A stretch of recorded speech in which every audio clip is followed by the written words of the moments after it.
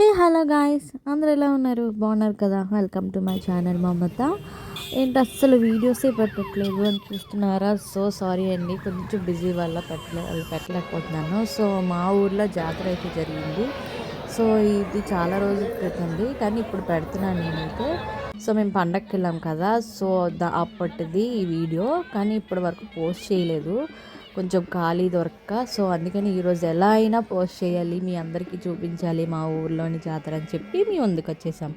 So మీరు ఏంటంటే first time ఎవరైతే నా వీడియో చూస్తున్నారో సో ఒక్కసారి లైక్ చేయండి అండ్ సబ్స్క్రైబ్ చేసుకోండి. సబ్స్క్రైబ్ చేసుకొని చూసుకుంటే మీకు నా వీడియోస్ అన్నీ వస్తాయి. ఓకేనా? Don't skip the video, last వరకు చూడండి, చాలా బాగుంటాయి. మీకు కూడా మీ ఊర్లో కూడా ఇలానే జరుగుతుందా లేదా ఒకసారి నా కామెంట్ సెక్షన్లో కామెంట్ చేసేయండి. ఓకేనా?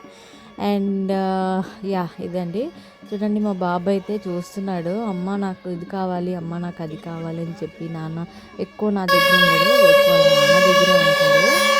సో అది వాళ్ళైతే బొమ్మలు పిచ్చి ఎన్ని ఉన్నా సరిపోదు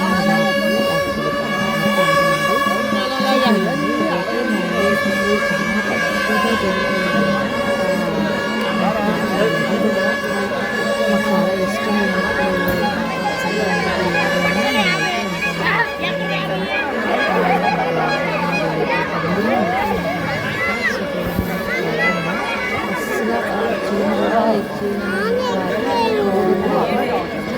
డేట్ లేవే.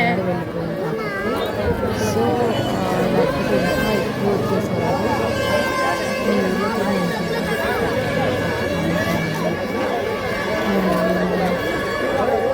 నాకు విషయం చెప్తారా?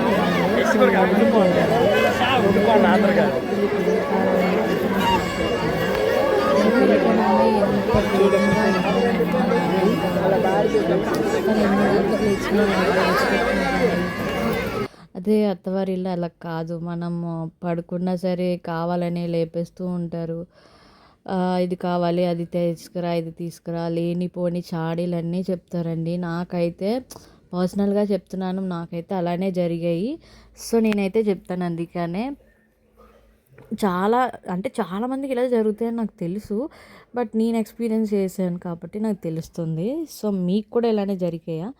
సో ఎందుకని అంత డిఫరెన్స్? సో అమ్మాళ్ళ ఇంటికి వెళ్ళాక చాలా రిలాక్స్ అవుతాం అనమాట, ఎందుకో కానీ. అంటే మా ఇల్లు అనే హక్కు అనేది ఉండిపోతుంది. నాకైతే అలానే అనిపించింది. అత్తయ్య వాళ్ళంటే అత్తయ్య మామయ్య అందరూ మంచి వాళ్ళే, బట్ ఏంటో మరి వాళ్ళకి అంటే కోడలు అన్న స్థానం అది బరువుగా అనుకోవద్దు. అది బండి కదులుతుంది, ఆగు. చూడండి, మీకు తెలుసుకోవాలి. So much.